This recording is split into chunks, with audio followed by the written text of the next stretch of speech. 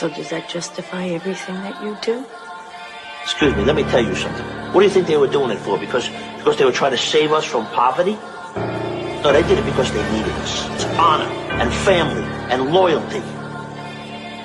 And some of us wanted a piece of the action. Now, we weren't educated like the Americans, but we had the balls to take what we wanted.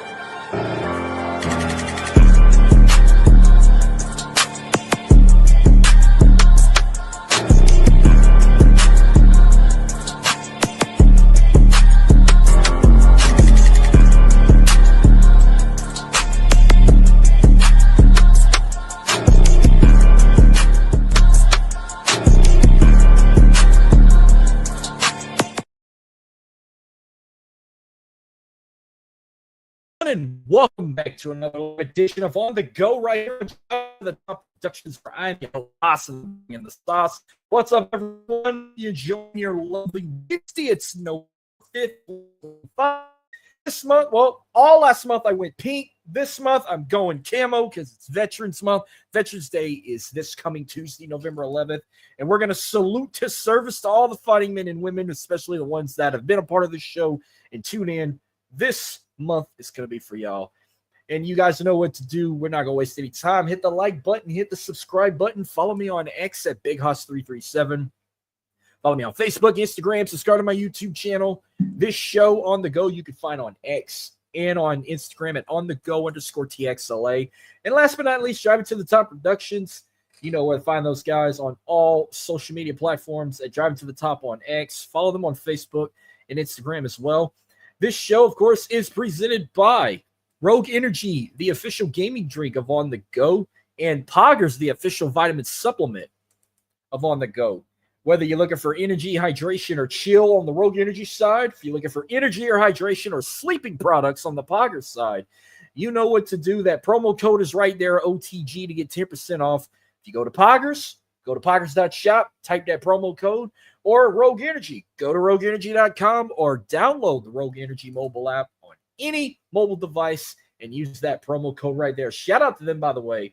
So I've been advertising. They sent me some free shit. Got a brand new shaker. I think this one's the Spartan. They also sent me 5 sample kits. I've already drank 3 out of 5. Snowstorm, Sour Candy, and my most favorite Blue Raspberry have all been drank the last couple days. I still now have Blood Orange and Strawberry Hibiscus. 2 good ones right there I recommend. Be sure to check that out. All right, let's not waste any time. Before I go across I-10, I got to bring this up real quick. I got to talk about how amazing this World Series was. They went 7 games. This was a banger. And I know a lot of people are not happy about the result, but the Dodgers have won back-to-back. I know a lot of people hate them. I'm one of them. But I'm going to give Shohei Ohtani his flowers. He is the greatest player in baseball right now. If anybody deserves a second ring or more, it's going to be Shohei Ohtani. So shout out to him. I know there's another LSU Tiger that plays for the Dodgers, and he won himself a World Series ring. I'm going to look it up right now. Paul Gervasi won a World Series for the Dodgers. So congratulations to him. But us Astros fans, we were really rooting for the Blue Jays because we wanted George Springer to get ring number 2. So that's going to wrap up my baseball talk until we get to the season again in March. But let's not waste any little time, man. Let's go ahead and get it started. And I thought, why not we kick things off in my area, in my state? Let's kick this off in the 504, shall we? Let's do it.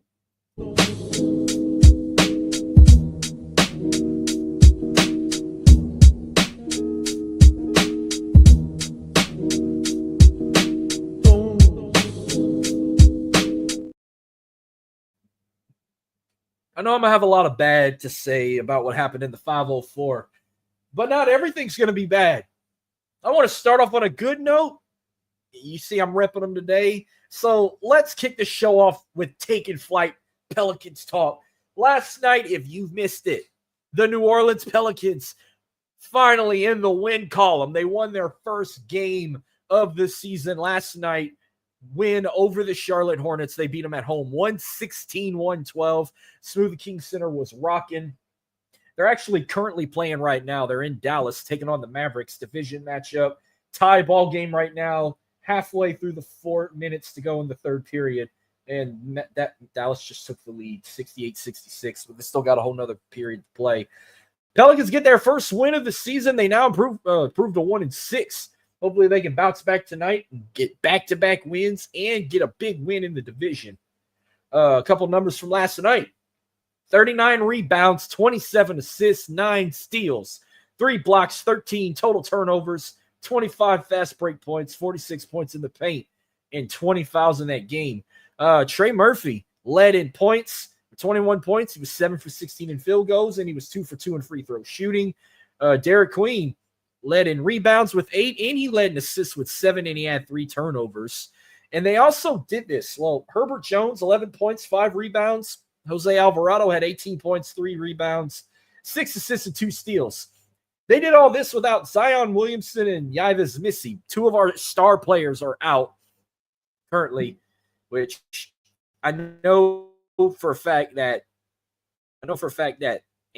Zion is going to be out minimum of 7 to 10 days at least. According to him, he's let's see what the injury is. I know it's some type of sprain. I had it ready. Shit.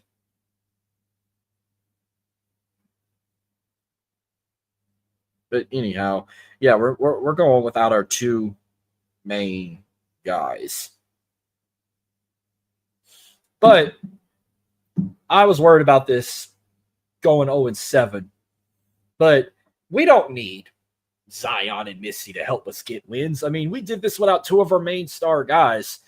And all this time, I was going through such pain and personal anguish. And all this time, I've been going through such pain and personal anguish. Such hell for nothing. Had to make it funny there. But turns out, here, I got an update that involves Zion. He's out due to a grade 1 hamstring strain, keeping him out at least a week of action before being reevaluated. So I knew it was a strain. Let's see how long Missy's out for while I get this up.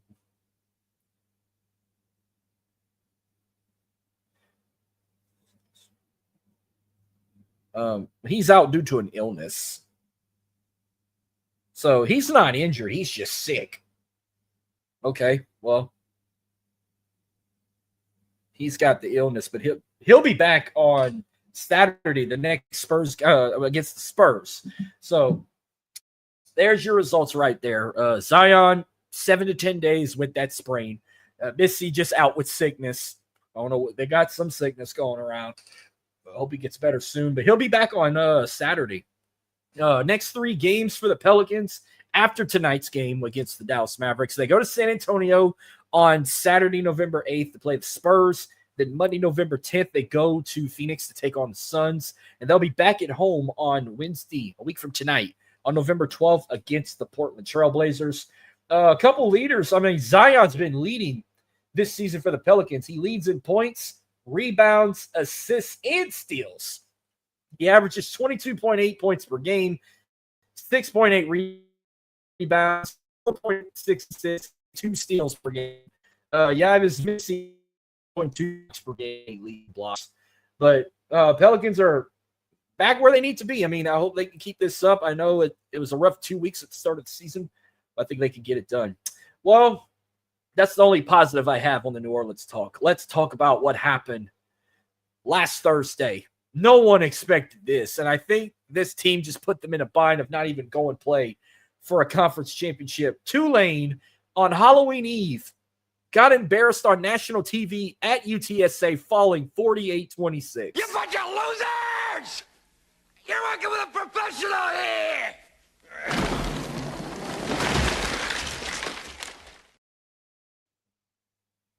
You're now 6-2 of the season.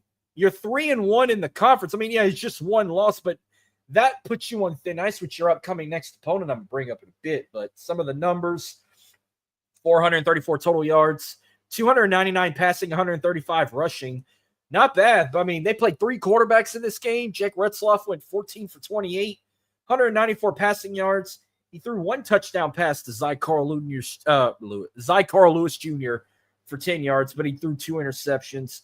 The second string, Brendan Sullivan, came in. He threw 6 for 7, 63 passing yards, 1 touchdown pass to Trey Shackelford for 15 yards, and then he threw an interception. And they ended up putting third string in, Jimmy Callaway, 1 completed pass for 42 yards, and it was for a touchdown to Amari Hayes.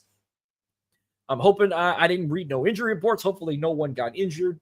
Maybe it was just trying to make a change to make this team better. Jake Retzloff also led in rushing. He had 7 carries for 63 yards and a rushing touchdown, while Amari Hayes led in receiving, 3 catches for 69 yards and a touchdown.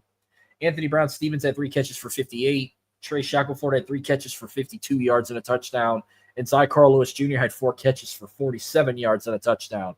Defense, 64 total tackles, 48 solo, and 4 tackles for a loss.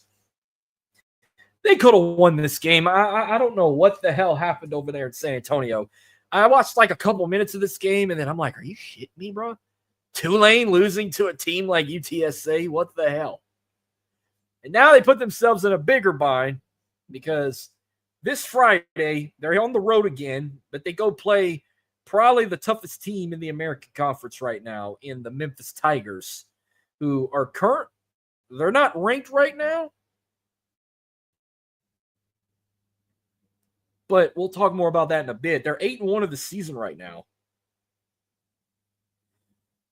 But if we're talking about rankings, I mean, Tulane can find a way to sneak back in. If they can win out, there's a possibility Tulane can put themselves back in the conference title picture. Because if we're talking the American Conference right now, Navy's on top with a 5-1 record. I'm talking conference record, by the way. Memphis and North Texas are tied at 4-1 in second place. Tulane, South Florida, and East Carolina tied at 3-1. They got to play Memphis next.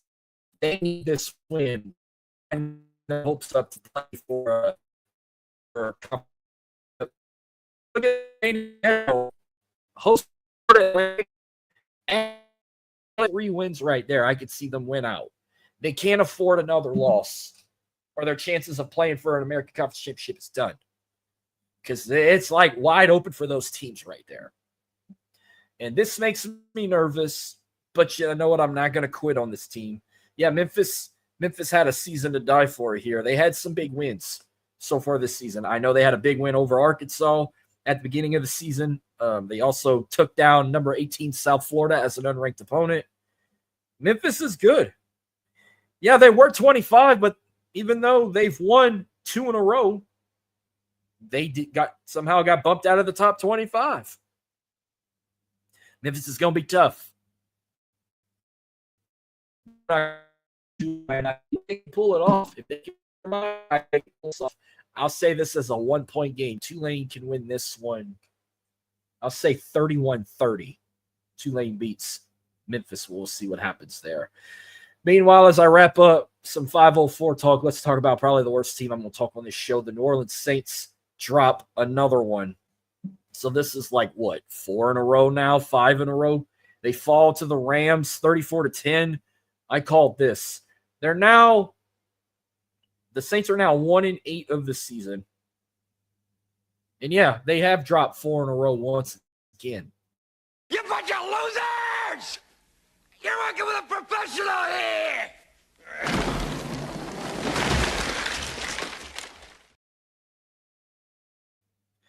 Hell, this ain't even going to take long to say. 224 total yards, 167 passing, 57 total rushing ain't going to cover it.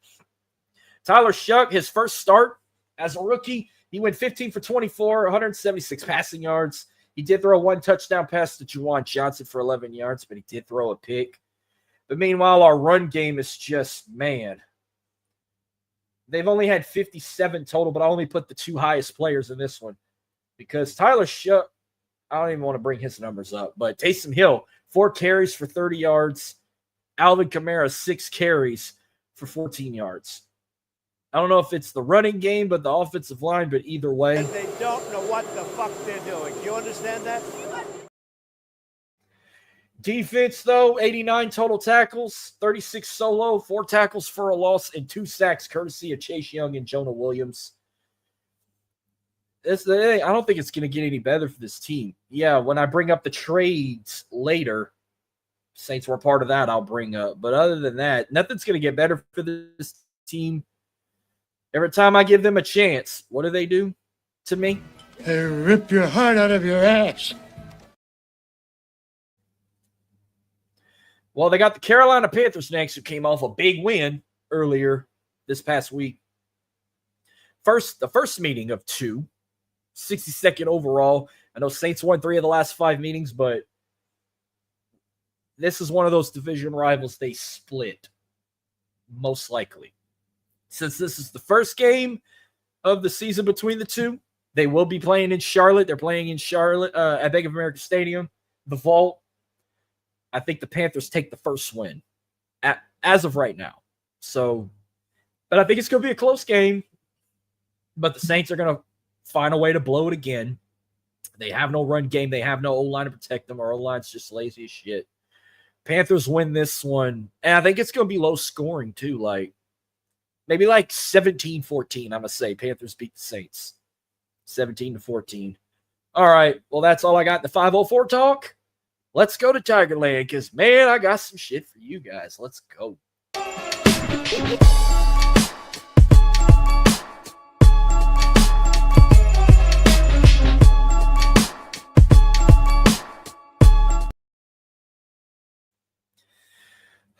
All right. Now we are officially in. Let me drop this. We're now in the 225 talk. We're here to talk LSU stuff, which, you know, it's kind of been a circus lately with everything that's been going on with the losing season. I mean, I say losing season because their chances of making the playoffs are done. But you're thinking like, well, I mean, LSU's 5-3. That's not bad. Well, it's not bad if you're a smaller school that don't ever compete for championships. But for LSU, this is not good. Our chances of being in the playoffs are officially over. We're now just trying to get a bowl bid, trying to get back on the win column. But in the last week, I know they've got rid of Brian Kelly as a head coach. They picked up Frank Wilson as interim coach, and he'll be the interim coach for the remainder of the season until they find a new one. I know they got rid of Scott Woodward as athletic director. And they got rid of the LSU. Well, at the time, they didn't even have a president. I don't know what happened to their other president. I don't know if he retired or stepped down, but governor was taking over. Governor was calling all the shots. But people, okay, I know people were bitching and complaining like, well, why does the governor get involved? Why does he get to call all the shots? In case you forgot, a state university is owned by the state. When there's anyone that's going to call the shots, it's the governor. Who calls the shots in the state? The governor. LSU's a state university. All the decisions are going to go to the governor, who is the biggest dumbass in the world right now, Jeff Landry. But they made some changes. I already told you about the interim head coach and Frank Wilson. We got a new president. We got a damn good one. Wade Rousey from McNeese. Great guy. I think he's going to be a perfect fit for LSU as their new president. I don't know who else was going to be in line for it, but also they just picked up a new athletic director the same day. A guy who been at LSU for quite a while. He's also an LSU alum. Shout out to New Iberia. Y'all's boy Verge Osbury is the new athletic director for LSU. So great. He seems like a down-to-earth guy too. So we got all that out of the way before we get ready for the big one. Before I even want to talk any LSU football, can we talk college basketball real quick?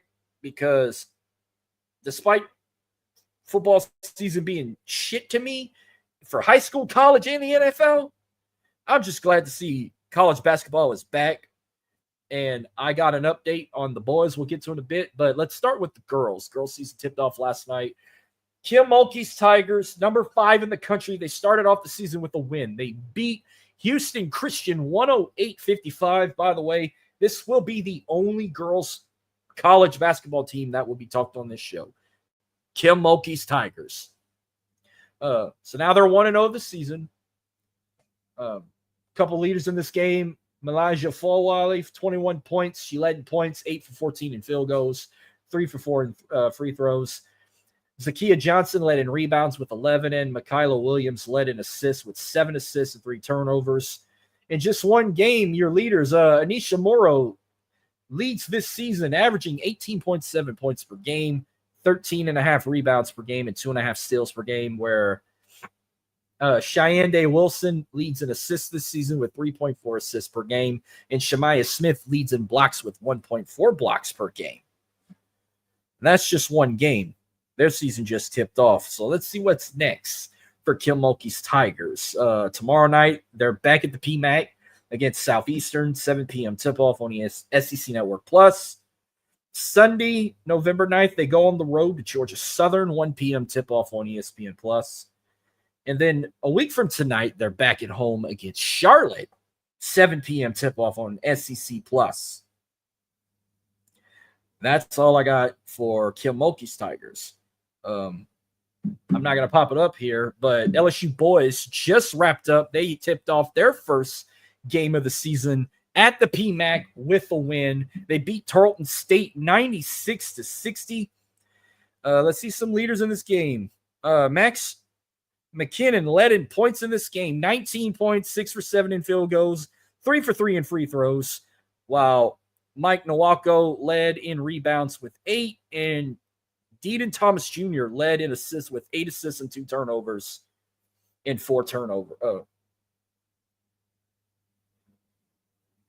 I don't know what that last one was, but 8 assists and 2 turnovers. So I'm reading this off my phone right about now. Let's see some current leaders for the boys after just one game.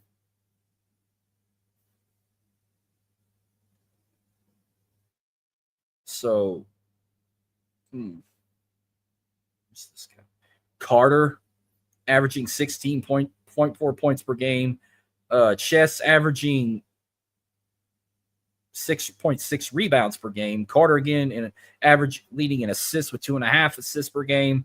Sears leads in steals, averaging 1.5 steals per game, and Collins leading in blocks in just this game, averaging 1.6 blocks per game. And what's next for the boys Tiger team? Well, they won't play again until Monday. They're back at the PMAC against the University of New Orleans. By the way, I got to rant this real quick. I saw this coming home earlier. So I didn't know back in the day, the University of New Orleans used to be like an LSU chapter school, like LSU at Eunice, LSU at Shreveport, LSU at Alexandria. They used to have LSU at New Orleans. And they were still the Privateers. They used to be LSU colors before they changed the name to the University of New Orleans, changed their colors to like a dark navy blue with a royal blue with silver, kind of like Dallas Maverick colors, basically. There were proposals of going back to changing the name to LSU of New Orleans and changing our school colors to LSU colors. Let me just say, with a straight face. A bullshit. A bullshit. A bullshit. A bullshit. I'm so used to them being just Uno Privateers. Let them be their own thing. We have enough damn LSU at what schools? I mean, much as I love LSU, I mean, we have enough damn schools with that name around the state with those colors. LSU, just LSU in general, LSU at Eunice, LSU at Shreveport, Pilots, LSU at Alexandria, Generals. You want to add a fifth? You got 5 on there? Add me.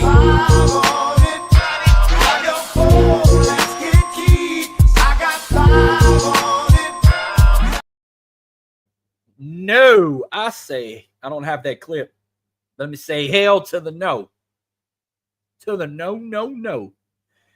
And if you really consider changing their name, Off is a direction you can fuck. Master P, make them say nah. Mr. President, Master P, make them say no. Hell to the no. Stay in y'all's lane with that shit. All right, one more thing I got for LSU. I know they're coming off a bye week.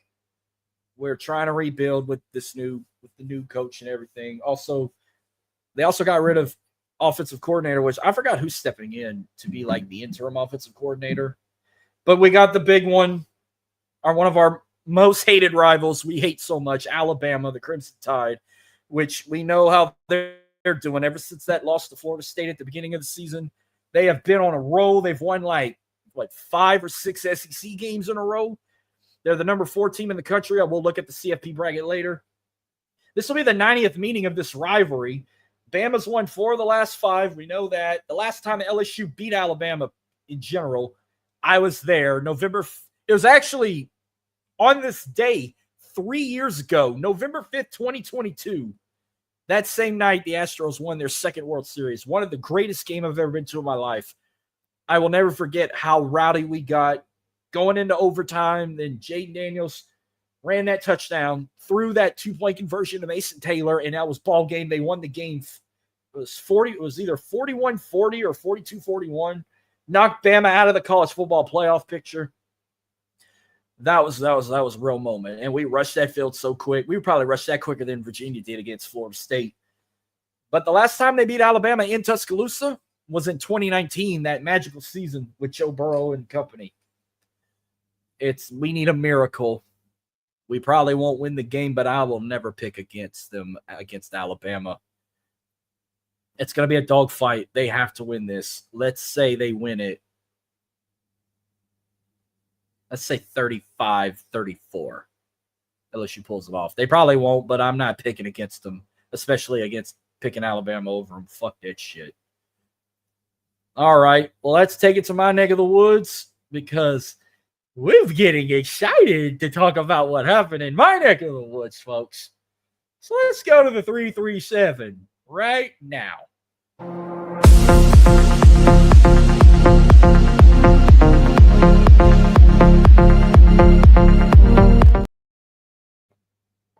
Man, this might be the first time we come in my neck of the woods and we got not 1, not 2, but 3 wins. 3 wins. Let's start with the Raging Cajuns. I forgot they had a game on Saturday. The app's this new update on the app, screw your head over. But the Cajuns got the win at South Alabama, 31-22. Cajuns now improved 3-6 of the season, 2-3 in the Sun Belt. 368 total yards, 203 passing, 165 rushing. Lunch Winfield went 14 for 15 in passing. He had 232 yards in passing, 2 touchdown passes to Shelton Sampson, his first for 25 yards and his second for 17. He also had 15 carries for 45 yards and a rushing touchdown, but he didn't lead in rushing. No, Zylan Perry led in rushing, 15 carries for 56 yards and a touchdown, and Bill Davis had 11 carries for 56 yards as well. Shelton Sampson led in receiving, 6 catches for 138 yards and 2 touchdowns. Defense, 77 total tackles, 27 solo, 1 sack courtesy of Tyree Skipper and 2 tackles for a loss. Where's this team been all season? Like, I didn't watch this game because I forgot they had a game. I thought they had a bye week. They got the win, man. They needed that. And maybe it's going to get better because Cajuns, you could say they got their luck with their next opponent. They're back at home this Saturday. They're back at Cajun Field or Our Lady of Lourdes Stadium. They're taking on a team they've never lost to. And I don't want to jinx it. They're taking on a team who will soon be going to the Pac-12. Texas State, the Bobcats, 12th meeting with Texas State, 11-0 against the Bobcats. Never lost. And I think the streak continues. They will now win 12 in a row. Give me the Cajuns beating the Bobcats. Let me think of a final score here. Let me just see how Texas State's done against other opponents. They're 3-5 of the season. They've had all their conference losses. Most of them were close losses. 1-point loss to Arkansas State, 7-point loss to Troy in overtime, field goal loss in double overtime to Marshall. But they got decimated by James Madison. I'm not going to credit that. I think they can maybe keep it close. But I'll say the Cajuns pull it off. Could be a score fest here. I'll say 41. I'll say 41-31. I'll say a 10-point game. Give me the Cajuns winning over the Bobcats. Meanwhile, let's take it to Lake Charles because I'm going to be talking double Magniques action. Should I talk Magniques football first or basketball? You know what? I'll do Magniques football because, yeah, they were on my overlay for this episode. The episode's called "We Ride for the Brand." I was going to rep Magniques today again, but that was the last second change when the Pelicans got their win last night over the Hornets. I said, okay, I'll put Magniques on the overlay, but I'm going to wear the Pelicans today. So, Magnies football, big win over a rival, beat Northwestern State 50-3, baby. Damn! But we know how bad the Demons are. We know that. Cowboys improved to 3-6 of the season, 2-3 in their conference, just like the Cajuns. 461 total yards, 148 passing, 313 rushing. Jake Strong went 11 for 17, 121 yards, one touchdown pass to Jonathan Harris for 23 yards. He did throw an interception, but he also led in rushing. He had 11 carries for 94 yards and a rushing touchdown. Not bad, Jake.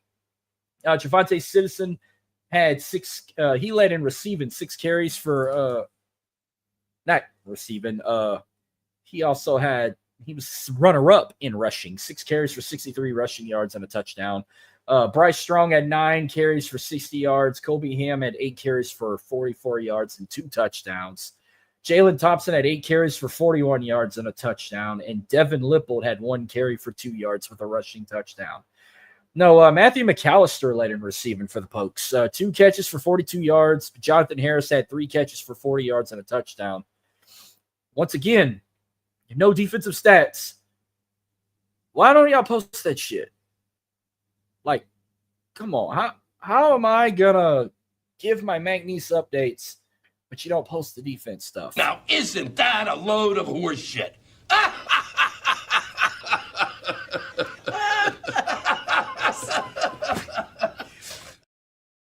I'm sick and tired of trying to hunt for it. Every week when I get the offensive stuff, defense, I ain't found shit. We ain't found shit. Well, Magnies found their ball and got back in the win column. So, I don't think that was 2 in a row they've won. No. If they would have beat Nichols the week before, they'd have won 3 in a row. They'd be on a win streak right now. No, but I'm very confident they can win again because coming up next, they go on the road up in Commerce, Texas, up there close to Dallas. They're taking on the East Texas A&M Lions. Remember, they used to be just called Texas A&M Commerce, but then a year ago, they changed their school name to East Texas A&M. 6th meeting overall with the Lions because they've only had 5 total meetings previously, and the Lions have won 3 out of 5, but I think they're going to even that up. They're going to even it, make it 3-3 because I got Magnies winning big over the Lions. Maybe a familiar score like this. I know East Texas A&M has been struggling. They're 2-7 of the season. A couple of their conference losses looking back at. Yeah, they did win 1 game. They beat Northwestern State by 30. They lost by 10 to Lamar. They lost by 8 to Incarnate Word. They lost by 10 to Stephen F. Austin. And they got decimated by Southeastern. I can see this being like a 2-touchdown game. I think Magnies is going to put some points up. So I'll probably go ahead and say like Magnies beats East Texas A&M 47-27. 47-35. I'll say that. Damn near by 2 touchdowns. 47-35, Magnies beats the Lions. And Magnies boys basketball. Even though they don't have Will Wade, they started their season off hot with the win. 127-65 over champion Christian from good old Hot Springs. Damn! Cowboys are 1-0 on the court. 57 rebounds, 28 assists, 14 steals, 6 blocks, 7 turnovers, 34 fast break points, 72 points in the paint. Larry Johnson led in this game with 30 points. Giannis, how do you even say this dude's name? Giannis Nadanja? If one of y'all says some silly ass name, this whole class is gonna feel my wrath.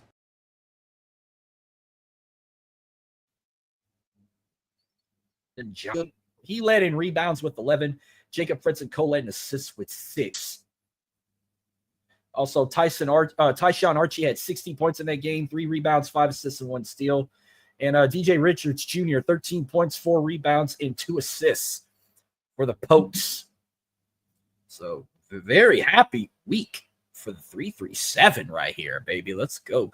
What's next for the Pokes? Well, this Friday, they head out west. They go to Santa Clara. I don't even know what this team's mascot is. But 9 p.m. start time if you're going to stay up Friday night. You can watch it on ESPN+. If you're making the trip out to California to watch this team, I salute you. I really do. Not a lot of people are that dedicated to go that far, especially for basketball. Their next their next home game, Monday, November 10th, to take on another team I think they can score 100 plus points on. I want to see. I'm looking up where this school's from. I remember they played this school last year. College of Biblical Studies. Oh, they're from Houston. Okay. Houston, Texas. Okay. What's your mascot, by the way? Do you have a mascot? Because I don't see one on here. Hell, does Champion Christian even have a mascot? I know I saw when I looked them up. They were from Hot Springs, Arkansas. Champion Christian College. Oh, they're the Tiger. Champion Christian's the Tigers. Okay, well, what is Biblical Studies? I don't see a mascot. How are you gonna have a mascot? I don't want to get it wrong because I don't want nobody fucking with me in these streets. I don't want nobody fucking with me in these streets.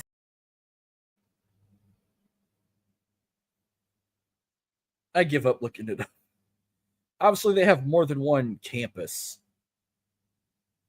Well, their main campus is in Houston, but they do provide... Oh, there is 3 campus locations. Houston, Indianapolis, and Fort Wayne, Indiana. Okay, I just want to know the mascot. That's all I want to know.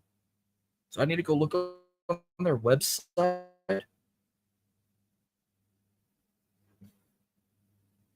I don't know. I give up. I don't know. I don't see a mascot. I give up. They're a Christian school. I mean, you got to think of a Christian mascot, maybe Crusaders, Warriors, Saints. Think of something like that. Maybe a secret animal.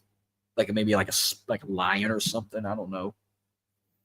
Or they could be the Knights. I mean, I don't know what their mascot is. I tried to look it up. Well, let's take it to the 713 because, man, I'm going to have to start positive when we get to this one. So let's go to H-Town real quick.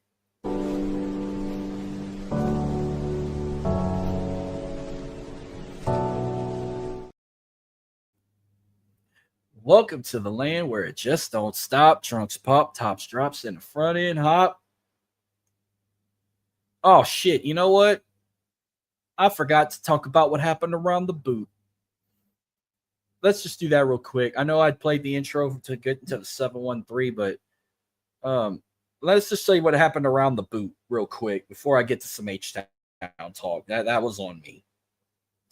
Okay, so we start Louisiana Tech. Coming off a 55-14 win on Halloween night over Sam Houston, they go to Delaware this Saturday to take on. They go out to Newark, Delaware to play the Fighting Blue Hens, one of the newest FCS programs. not FCS, went from FCS to FBS, just like Missouri State. Delaware's 4-4. Bulldogs are 5-3. Give me Louisiana Tech. UL Monroe coming off a 31-6 loss to Old Dominion. They're now 3-6. They got a bye before they're back at home next Saturday against South Alabama. So the Warhawks are on a bye week. Southeastern coming off a 59-14 win over East Texas A&M. The Lions. Oh, this could be a good one. I think this game will determine the conference champion of the Southland Conference. Southeastern versus Lamar. Well, you got Stephen F. Austin. So you got like 1 versus 3 conference-wise. Even though Southeastern is undefeated in the conference, Lamar's 4-1 of the conference. They're both going into this game 7-2. That's going to be a tough one for the Lions, but you know what? It's Louisiana versus Texas. I'm rolling with Southeastern. And it's crazy. After Tulane losing to UTSA, Southeastern's now the best college football team in Louisiana now, after the Tulane loss to the Roadrunners. That's insane. Meanwhile, I can tell you their arch rivals, Nichols. They're coming off a 31-7 win over Houston Christian, but they're not the best team in the state. They're 3-6, and they're probably about to drop to 4-6 because they go down to the border. They go play that new team down there in Edinburgh, Texas, the Vaqueros of UT Rio Grande Valley. I cannot wait till they come to McNeese on the 15th. I want to see how good this new team really is. But I will say they will beat Nichols this Saturday. Going with the Vaqueros there. Northwestern State, the Demons, still the second worst team in the state. 53 loss to McNeese. They're at home this Saturday against Incarnate Word, who's 3-6. Give me Incarnate Word. Grambling. Grambling's been on a 2-game win streak now. They beat Alabama A&M 13-10. They're back at home this Saturday. They welcome Bethune-Cookman of the Wildcats. Give me Grambling. And then finally, the worst team in the state, Southern, who could not pull it off with Arkansas Pine Bluff, 40-21. They're now 1-8, and I'm just going to go off a limb and say they're going to lose out. They got Alcorn State next. They're 3-6. Give me Alcorn State to finish off Southern before Texas Southern and Grambling finishes it off. All right, now we're getting to the 713 talk. But let's start off hot. Let's start off with the Houston Rockets. Let's light the fuse, folks. Let's light the fuse. I need to get that clip for that if I can make one. Start the Houston Rockets. Now they're playing how they're supposed to play. Yeah, they started off the season 0-2. Now they've won 4 in a row. They're 4-2 of the season. Last 2 games were big. They beat the Celtics this past weekend, 128-101. I could say real quick in that game, Kevin Durant led in points. He had 26 points, 8 for 11 in field goals, and 8 for 9 in free throws. Alperen Şengün led in rebounds and assists in this game. 10 rebounds, 9 assists, and 4 turnovers. And then Monday night, they got their win over their rivals, the Dallas Mavericks. They beat them 110-102. Amin Thompson led in points in this one. 27 total points, 11 for 18 in field goals, and 4 for 7 in free throw shooting. Şengün also led in rebounds and assists against the Mavericks. 11 rebounds, 6 assists, and 3 turnovers. And they just got done playing the Memphis Grizzlies. And I know I was checking out the Pelicans just now. But did the Rockets win 5 in a row? Yes, they did, folks. The Rockets have now beat the Memphis Grizzlies 124-109. Make it 5 in a row. I got 5 on.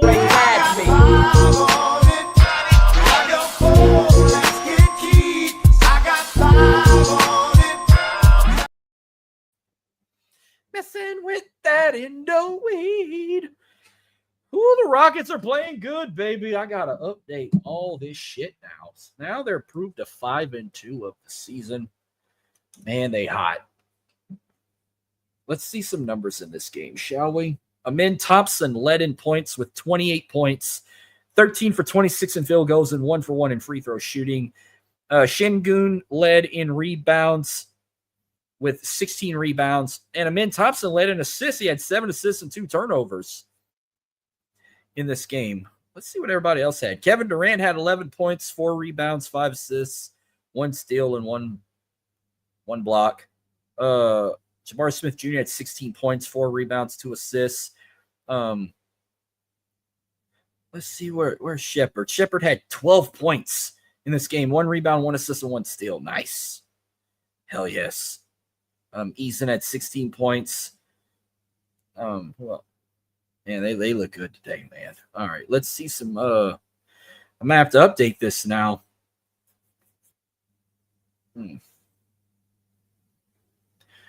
Well, before that Grizzlies game, Kevin Durant did lead in points for the season. Let's see the updated stats now.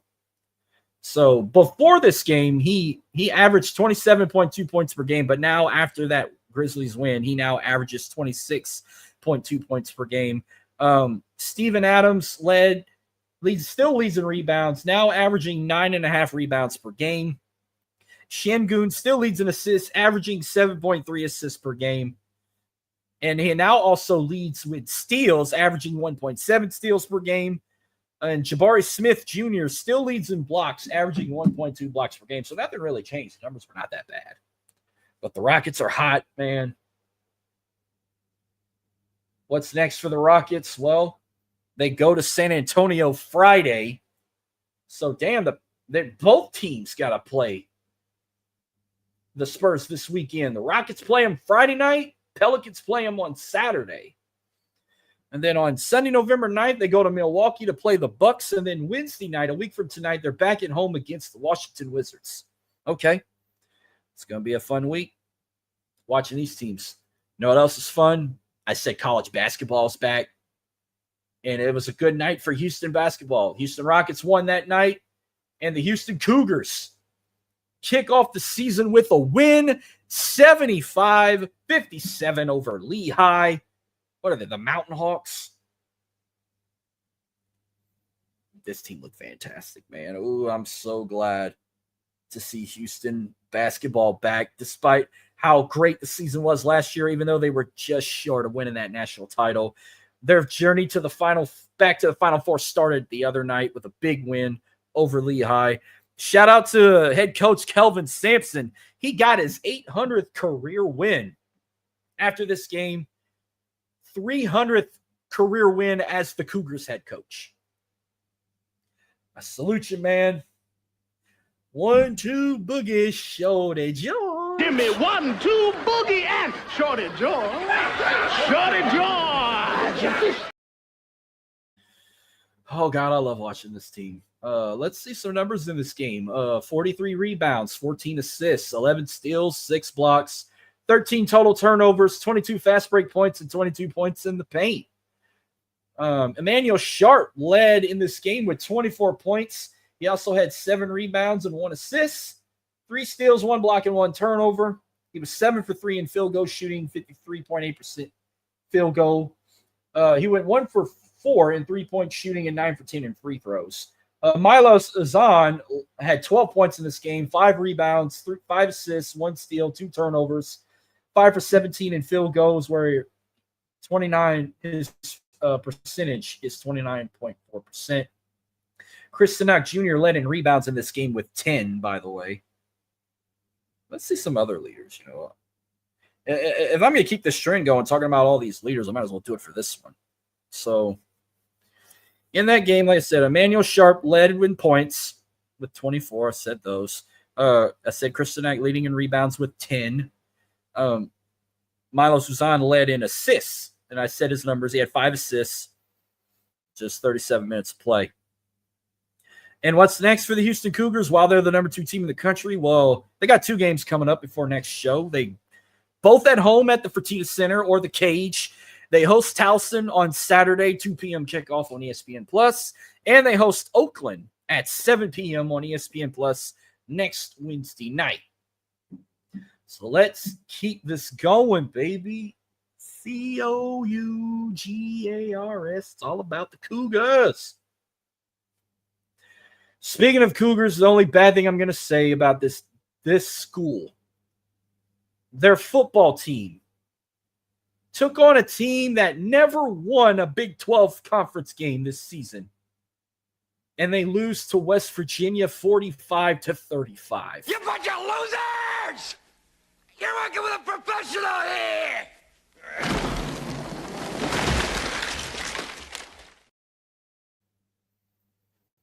I know Kurt Hester rolling in his grave right now. Y'all did a blackout for the Halloween weekend. Y'all painted the ribbon for him and did a dedication and was going to tribute this for him.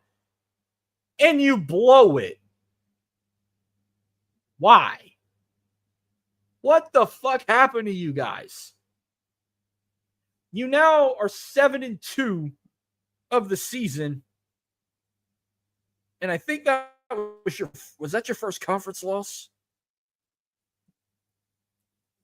Can't believe I didn't even put that shit in. Yeah, that was your second conference loss. Well, you guys are out of the title. Yeah, y'all lost to Texas Tech. And now y'all lose to West Virginia. Y'all kiss y'all chances of playing for a Big 12 title.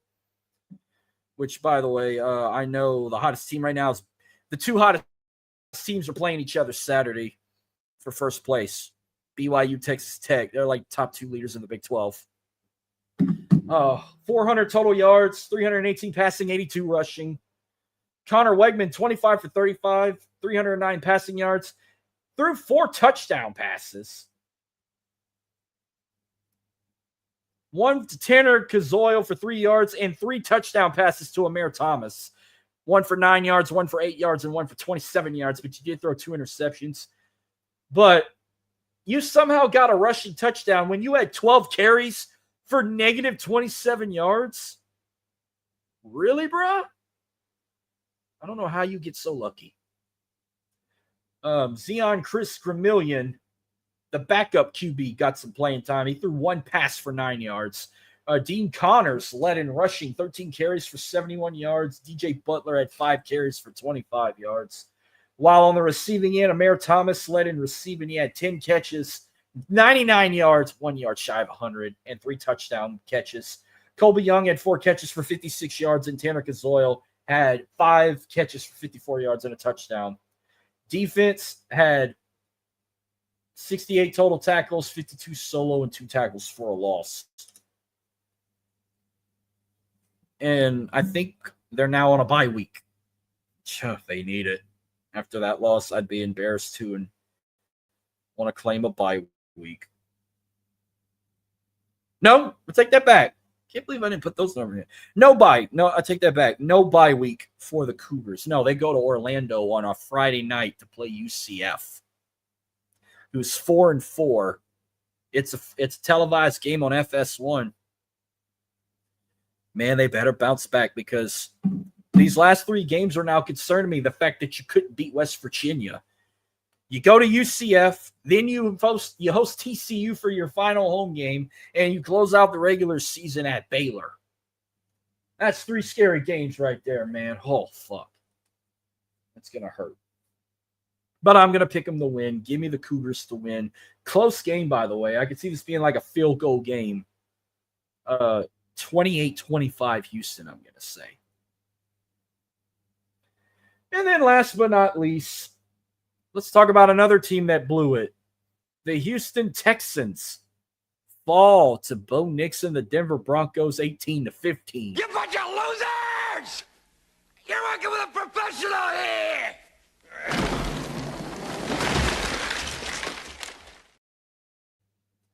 You now dropped to 3-5 of the season. You had 268 total yards, 191 passing, 77 total rushing. Ain't going to cover it, man. CJ Stroud went 6 for 10, 79 passing yards. David Mills, till he got hurt. Then David Mills went 17 for 30, and he had 137 passing yards.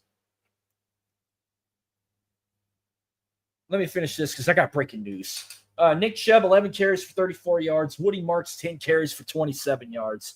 Dalton Schultz, 6 catches. No, he led receiving, 6 catches for 77 yards. Nico Collins, 7 catches for 75 yards. Xavier Hutchinson, 3 catches for 30 yards. Defense had 64 total tackles. 28 solo, 1 sack courtesy of Will Anderson Jr. and 4 tackles for a loss. All the points the Texans made were courtesy of their kicker, Kaimi Fairbairn. Did I say his name right? I'm not playing that clip again. He made all the points in the game with field goals. I know they got the Jacksonville Jaguars next. This is their second meeting this season. They lost to them in week 3, 17-10. But the Texans won 3 of the last 5 meetings. This will be the 48th. And the way they're playing right now, if CJ's out, they're going to get swept by Jacksonville. That's all I'm going to say. Well, that's going to wrap up the H-Town talk, but I got some breaking news real quick. I'm going to have to play this real quick. 1, 2, Boogie, Shorty, George. Let's play Give me one more time. 1, 2, Boogie, and Shorty George. Shorty George. Let's go back to New Orleans real quick. The Pelicans have now won 2 in a row. Them birds are flying. They beat the Dallas Mavericks 101-99. They now improve to 2-6 of the season and get their first division win. Quick numbers here. Sadiq Bey led in points with 22 points, 9 for 14 in field goals. He also led with rebounds at 9. Trey Murphy led in assists with 5 assists and 3 turnovers. That's just quickie out of there. So big congrats to the Pelicans. You're now on a win streak. Let's fucking go. 2 in a row, baby. I love it. All right, let's talk. Let's get the college talk real quick. Let's look at the bracket real quick. Well, no, let's do some recaps real quick. Let's do some Week 10 recaps. I don't think I'm going to have much to say. Want to look back at the games that I've picked. So this was Week 10. Man, we're already in Week 10, done with college football.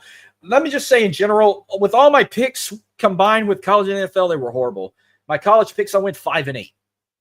There was a lot of upsets. I wouldn't call this an upset, but Vanderbilt almost could have beat Texas, but Texas found a way to came back and won. I lost money in that parlay because of Vandy. SMU upsets Miami. SMU also rushed. How many fields got rushed this year? A lot. Florida State, Mississippi State, Virginia, Clemson, Colorado, SMU. That's like all I can remember of teams rushing the field. Georgia pulled it off with Florida. Ole Miss pulled it off with South Carolina. Oklahoma pulled it off with Tennessee. By the way, what the fuck are them shorts that kicker had on, man? I don't want to see all that shit. Kentucky got an SEC win over Auburn. Auburn fired Hugh Freeze. That's now the 4th SEC coach that got fired this year. Oregon State, despite their record, they're now 1-0 in the Pac-12, beating the only other team in that conference in Washington State. And Utah running over Cincinnati. All right, well, let me drop the screen here because we're about to look. They just revealed the first college football bracket review. But first, this is your now top 25 when it comes to the playoff rankings. There you see it. 1 Ohio State, 2 Indiana, 3 Texas A&M, 4 Alabama, 5 Georgia, 6 Ole Miss, 7 BYU, 8 Texas Tech, 9 Oregon, 10 Notre Dame, 11 Texas, 12 Oklahoma, 13 Utah, 14 Virginia, 15 Louisville, 16 Vanderbilt, 17 Georgia Tech, 18 Miami, 19 USC, 20 Iowa, 21 Michigan, 22 Missouri, 23 Washington, 24 Pitt, and 25 Tennessee. This was the first official selections for the college football playoff rankings. And as of right now, like I said, only the top 12. And this is what the bracket looks like right now. Now, there's something different about this. When it comes to conference leaders, First off, before I even say more, this is where I'm going to have to say blow the whistle, folks. Blow the whistle. Blow the whistle. Blow the whistle. Blow the whistle. I'm saying blow the whistle because the difference now is the top 4 will no longer involve the 4 best conference champions anymore. That don't matter no more. They threw that out the water. They're now just going by the 12 best teams. And as you look at it right now, you see 5 leaders in the conference. Texas A&M's leading in the SEC. Indiana's leading in the Big 10. BYU leading in the Big 12. Virginia leading in the ACC. And Memphis leading in the American Conference. Last season, when they started this 12-team playoff bracket, 5 conference champions were eligible to make it. The 4 best would get the buys, and the 5th best would get that 12th seed. Now they threw that shit in the water because now they're just going by the 12 best teams overall. So basically what I'm saying is you can win your conference championship, and there's a possibility you still won't even make it in the playoffs.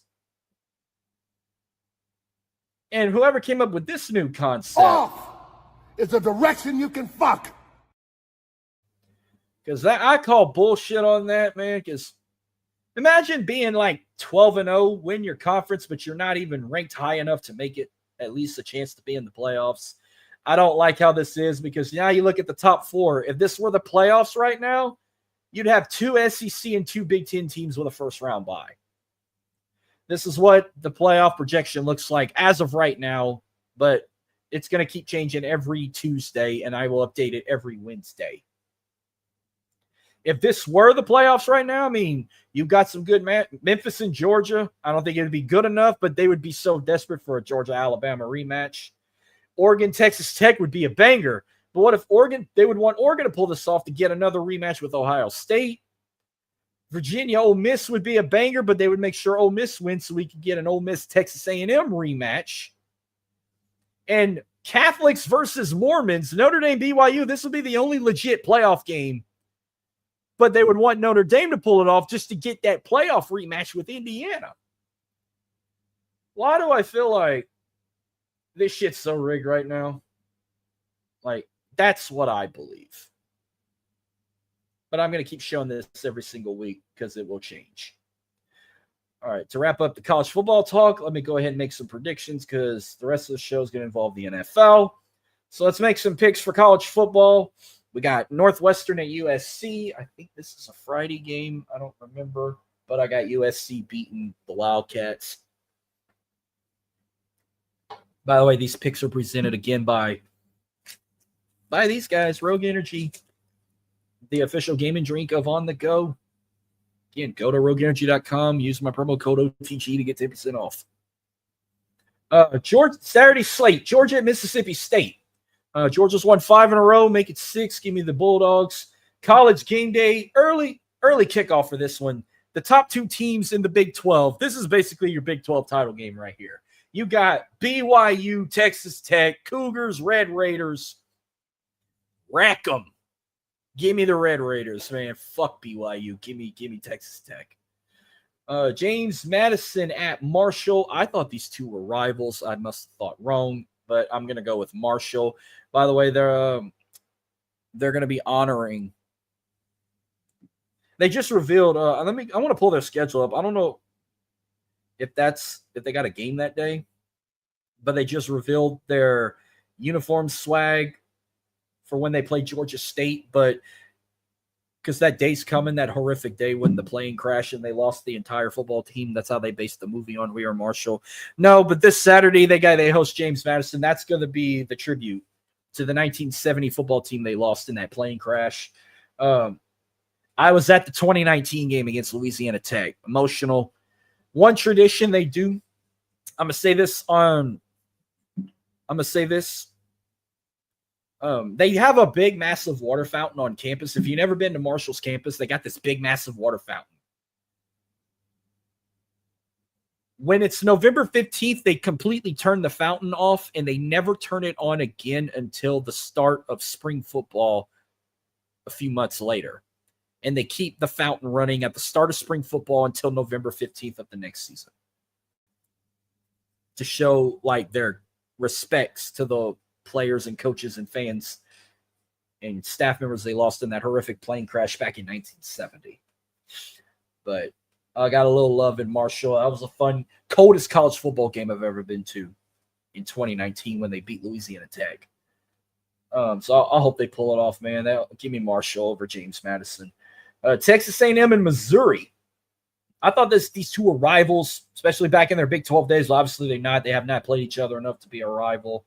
But the Aggies are the best team in the SEC.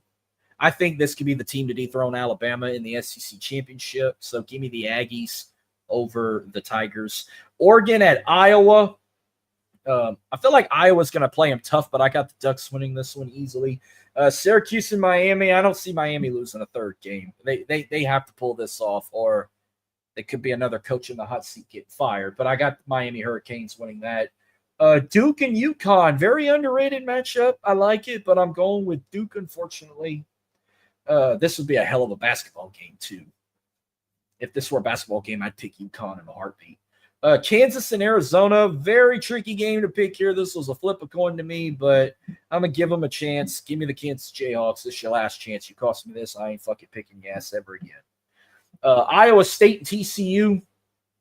I had love for Iowa State at the beginning, but it's TCU. I love those Horned Frogs. Supposed second favorite team in Texas. Fear the Frog. I'm supporting you until you play UH next week. Give me TCU over Iowa State. Auburn and Vanderbilt. This will be a bounce-back win for Diego Pavia. Auburn already don't have a head coach. They're already in rebuild mode again. Give me Vandy at home. Wake Forest and West Virginia, I feel like could be another good game to keep an eye on, but I'm taking Virginia over Wake Forest. Then you got this rivalry, Clemson, Florida State and Clemson, the Textile Bowl. Clemson won 8 of the last 10, but get ready. I feel like if Dabo loses this game, he's about to be fired next. And I'm only picking Florida State because I feel like Florida State's better than Clemson, and I want to see if they pull the trigger on Dabo. Navy at Notre Dame, another rivalry that don't get a lot of credibility. This will be the 97th meeting between Notre Dame and Navy, the Irish and the midshipmen. Notre Dame already won 7 in a row against the midshipmen. Make it 8 in a row. I don't think they've ever played at the Naval Academy. They've played a lot of this time in neutral sites, but they're going to play this one in South Bend. They're playing it at Notre Dame. So give me the Fighting Irish at home. Florida and Kentucky, very underrated matchup. I want to say these two are rivals as well, or not a big one, but Kentucky, I think, got lucky over Auburn. I don't think they're going to be that lucky again, but give me Florida over the Wildcats. And then my final college game, I've never really picked this team except back in week 0, but I've been hearing a lot about how good this team is. San Diego State at Hawaii. I haven't seen Hawaii been talked about this much since their 2007 season, where they won the Mountain West and went to the Sugar Bowl and got embarrassed by Georgia. So I'm going with the Rainbow Warriors. Give me Hawaii easily. That's all the college football talk. Before I get to some Week 9 recap, let's talk about these big trades that happen and other shit. Because they had the trade deadline. And let's talk about some of these trades. One of the big talks, the Colts trade for Sauce Gardner of the New York Jets. They graded that a B+, by the way. The Jets will receive wide receiver Donnie Mitchell, and they will receive a first-round draft pick in 2026 and 2027 for giving the Colts Sauce Gardner. Cowboys traded for Quinnen Williams of the Jets. They graded that a B+, where the Jets will receive defensive tackle Maisie Smith, and they'll receive a second-round draft pick for 2026 and a first-round pick in 2027. This is where the Saints come into play. The Saints traded Rashid Shaheed to the Seattle Seahawks. They graded that a big A, but what do the Saints get in return? They get a 4th and 5th-round pick for 2026 and gave that an A-. I mean, we need all the draft picks we can get. So, I mean, it was time for Shaheed to go. Jags traded for Jacoby Myers of the Raiders. They get him, while the Raiders will receive a 4th and 6th round draft pick for 2026. The Bears traded for Joe Tyron Shoyinka from the Cleveland Browns. Plus, the Bears will also receive a 7th round pick for the 2026 draft. The Cleveland Browns also get in return a 6th round pick for that. They gave that plus for both. The Cowboys also acquire Logan Wilson of the Cincinnati Bengals, where the Bengals will receive a 7th round pick in 2026. The Chargers acquire Trevor Penning, where the Saints will receive a 6th round pick in 2027. Have fun with him. He gets injured all the time. He got too many penalties. It was time for him to go. Y'all can have fun with him. Jets trade for Jasir Taylor of the Chargers, where the Chargers will receive a conditional 7th round draft pick in 2028. Ravens traded for Jermont Jones of the Titans. They receive a conditional 5th round pick for the upcoming draft. And the Eagles acquired Jalen Phillips of the Miami Dolphins, while they'll receive a 3rd round draft pick in 2026. Plus, the Eagles trade for Jair Alexander of the Ravens. They will also receive a 7th round draft pick as well, along with Jair Alexander, where Baltimore will also receive a 6th round draft pick for that trade.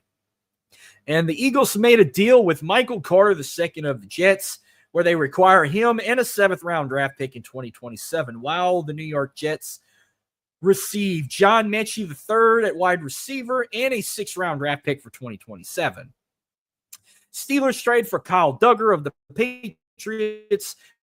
They also receive a 7th round draft pick, while the Patriots as well get a draft pick in the 6th round. 49ers acquire Keon White of the Patriots, plus a 6th round draft pick in 2027, and that's what the Patriots will receive as well. Rams trade for Roger McCreary of the Titans, plus they get a 2026 conditional 6th round draft pick, while the Titans will receive as well a conditional 5th round draft pick for 2026. Jags swap Tyson Campbell for Greg Newsome II, also picking up a 6th round draft pick for the upcoming draft, and Cleveland receives a pick too. Ravens land Alohi Gilman for Oldafi. Oh, man, what the fuck are these names, bro? I'm going to skip that one. Well, that's the current. Well, some of these, I should have looked at the date. That one I just tried to say was back on October 7th. The Greg Newsome trade, that was on October 8th. Roger McCreary, that was on the 27th. So the last few I just said just recently happened like a week ago. I don't even know why I brought that shit up. I should have stopped after Jair Alexander, but that's the NFL trades we just recently had by the deadline. So you heard that, folks. Fuck the Saints. I mean, you got rid of Trevor Penning, you got rid of Jalen, you got rid of Shaheed. You should have just got rid of Chris Olave and did something with Kamara. Trade him away, but you could probably retire with us.